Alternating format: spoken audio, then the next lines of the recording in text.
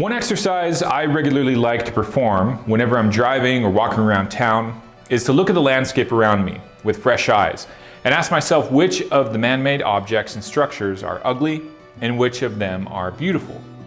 Without fail, no matter where I am, whether in a small town or a large one, a city center or a freeway, when I do this exercise, I'm forced to admit that nearly every human implement around me is ugly. My favorite example is power lines. Power lines are nearly everywhere today, and I have yet to see one that isn't hideously ugly. In fact, pretty much everything to do with electricity is ugly. From the dams or power plants, to the lines, to the transfer stations, to the plugs in our house, it's all ugly. There's nothing uglier than a hill covered with conifers, with a 30-foot wide strip that has been forested straight up and over the hill with large metal power lines going through it. When I used to live in Utah, in a neighborhood right next to the mountains, the golden hour sun would often turn the mountains gorgeous, leading me to pull out my camera to take a picture. But nearly every time this occurred, I would struggle to find an angle that didn't have a horrendously ugly power line ruining the shot. Concrete and asphalt roads are also ugly. A low-key single-lane asphalt road in a wooden environment isn't too bad, but nearly every other type of modern road, from a gravel country road to a 14-lane concrete freeway, is hideously ugly. In fact, nearly everything to do with cars is also ugly. The engines, the tires, the exhaust, the gas stations, the whole petroleum process from extraction to refinery to transport, it's all ugly. Sure, we can put an exterior on cars that make them sleek, shining, and exciting, and even have the veneer of beauty. But really, it's not beauty, but rather novelty that we're experiencing, and that will fade in about 5 years. The overwhelming majority of cars have manifested their ugliness within a decade as their false beauty quickly fades. Sadly, even most homes these days are ugly. I might be striking too close to home on this one, but it is the truth. Look at nearly every housing development.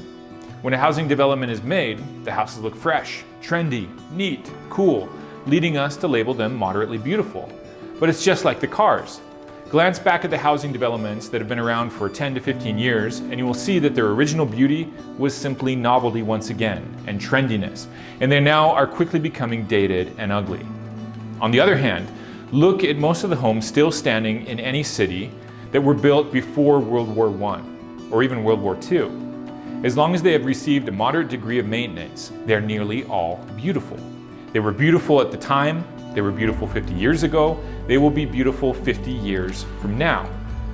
You can find such beauty all over Europe, again, up until World War I and World War II.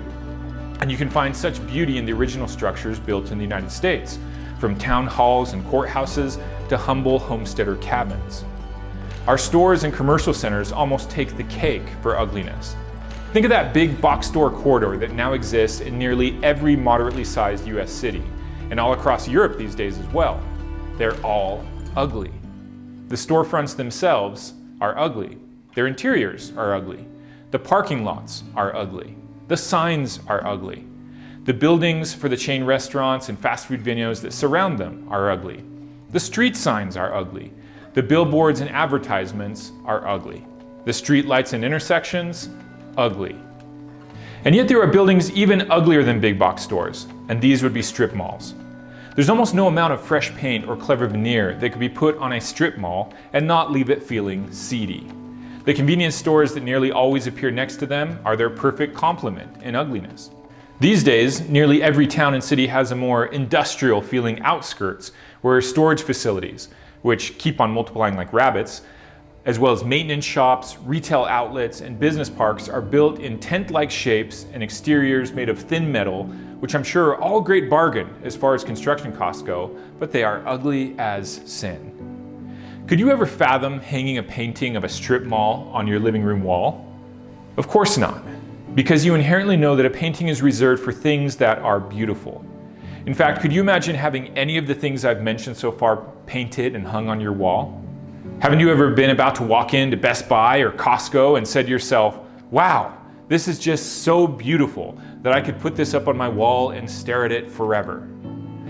Or haven't you ever looked at that hill with the power lines going over it and said, the sun is catching those transformers on those poles just right.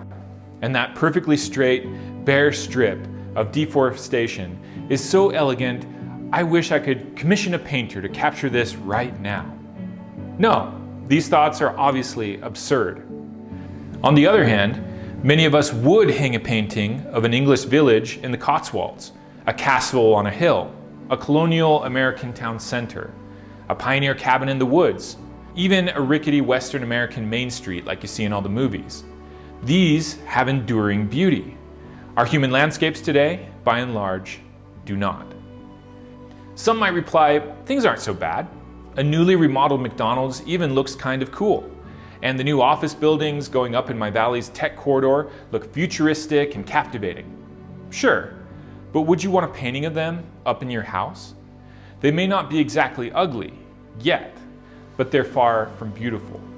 And look at any office building older than 10 years that was built after World War I, unless it was built with real materials such as brick, stone, or wood, and deliberately designed to mimic some more classic style, chances are exceedingly high that office building will now have revealed its ugliness.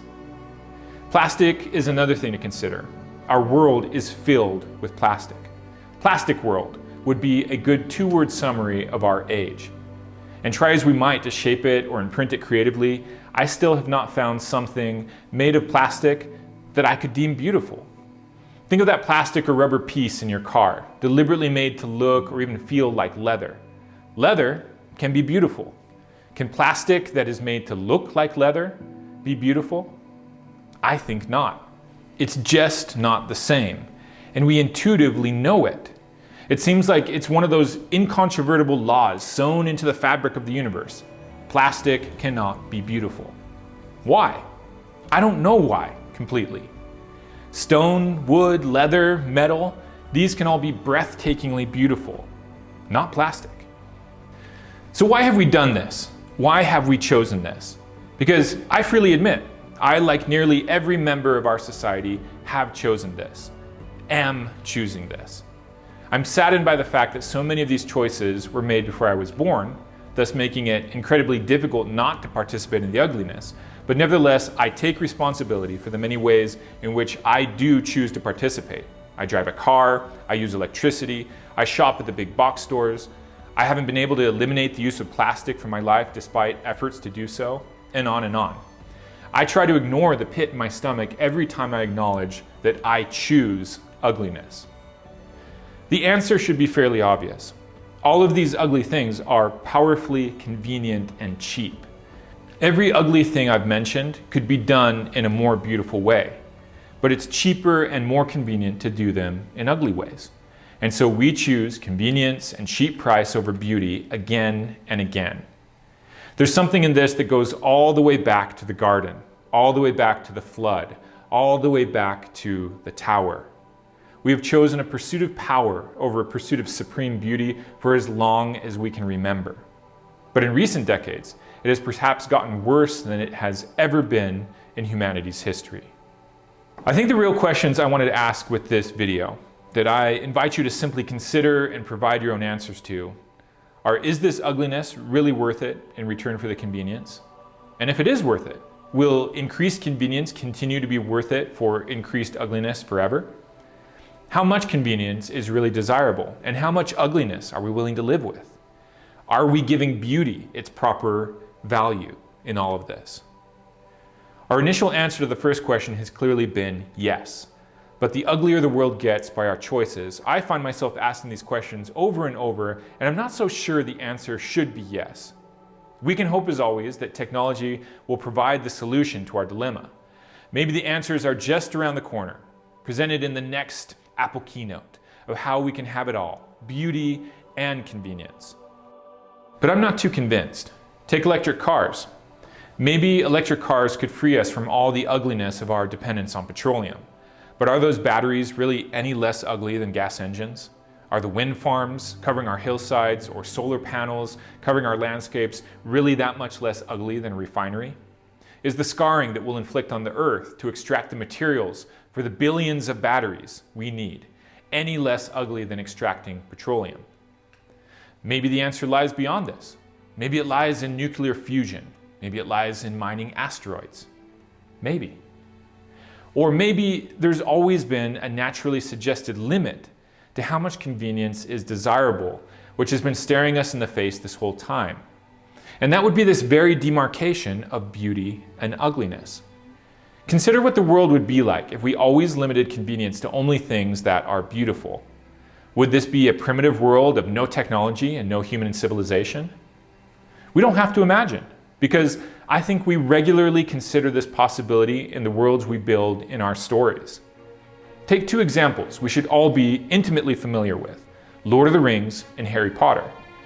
These stories are both placed in worlds where convenience has been limited by a standard of beauty. As a result, both of these worlds are extraordinarily beautiful, and ones in which millions of people fantasize about living in on a daily basis. The last thing you would imagine in a shot of Hogwarts would be power lines traveling over the Scottish countryside in order to bring electricity to the building. Are these worlds barren of conveniences? Not in the least. Middle-earth is filled with convenient technologies, from tools to weapons to bridles to saddles to wheels, carts, catapults, and thousands of examples more. Harry Potter, of course, relies on magic to provide many conveniences as a flourish to the story. But even in the wizarding world, there are countless examples of how technology is limited by a standard of beauty. It probably would be a lot more economical to drive the children to Hogwarts in a school bus, but of course, that would be ugly. And a steam train made of wood and metal, no plastic in sight, traveling over stone bridges is orders of magnitude more beautiful. It fills us with joy just to see images of such a thing being flashed on a screen before us, which should leave us questioning if we properly value beauty and what we are giving up in our ugly world of convenience. Are our lives really more preferable living in our big box store utopias than in a world that could look and feel like Middle-earth or Hogwarts? We have the wealth and skills to choose such a world.